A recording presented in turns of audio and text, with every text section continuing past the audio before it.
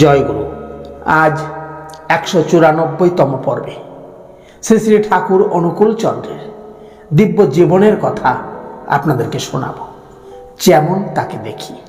একদিন শ্রী শ্রী ঠাকুর নাম করছে। নাম করতে করতে দেখে সামনেই দাঁড়িয়ে শ্রীকৃষ্ণ।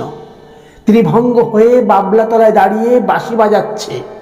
শিখি পুচ্ছধারী নিপমূলাচারী সেই শ্রীকৃষ্ণ, সেই নবদুর্বাদল শ্যাম নটবর নীলে মাধব। তুমি না সেই চতুর চূড়ামণি ব্রজলোক জীবন? এসেছ, কিন্তু আমার সুবিধে লাগছে না।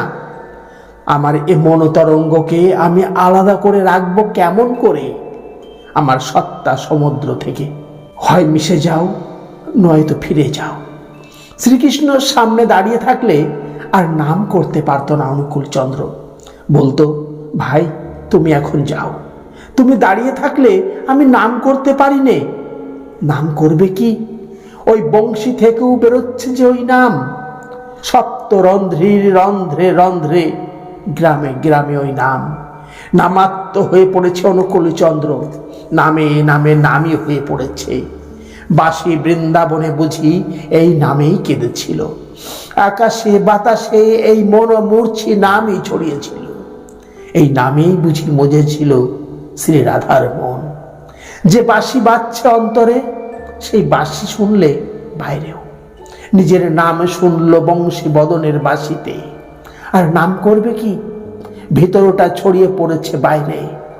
অন্তর থেকে বাহির, বাহির থেকে অন্তর, ভিতর থেকে বাইরে এসেছে। এখন বাইরে থেকে ভিতরে যেতে চাই।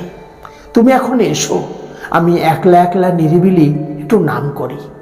শ্রীকৃষ্ণ বললে, রাগ করছো কেন ভাই? আমি যে তোমাকে কত ভালোবাসি, তুমি যে আমার কত প্রিয়। তোমাকে দেখতে ইচ্ছে করে আমার, তোমাকে না দেখলে ভালো লাগে না আমার। যে রাম সেই কৃষ্ণ, ইদানিং এ দেহে রামকৃষ্ণ। নিজের দেহটাকে দেখিয়ে বলেছিলেন শ্রী রামকৃষ্ণ পরমহংসদেব। এ দেহও তো তাই, সর্বপূর্ব সমাহার সর্বপূর্বতনের দ্বন্দ্ব সমাস হলো অনুকূল চন্দ্র। এ রামকৃষ্ণ, বুদ্ধ, যিশু, মোহাম্মদ তনু। এখানে শ্রী চৈতন্য, এখানে শ্রী রামকৃষ্ণ। শ্রীকৃষ্ণ তাই দেখতে এসেছেন তার নবকলেবরকে। তিনি দেখতে এসেছেন তাকে। নিজের রস পান করছেন নিজে। তিনি মধু, তিনি ভৃঙ্গ। নববৃন্দাবনে স্ফটিক স্তম্ভে নিজের প্রতিবিম্ব দেখে ফেলেছিলেন শ্রীকৃষ্ণ।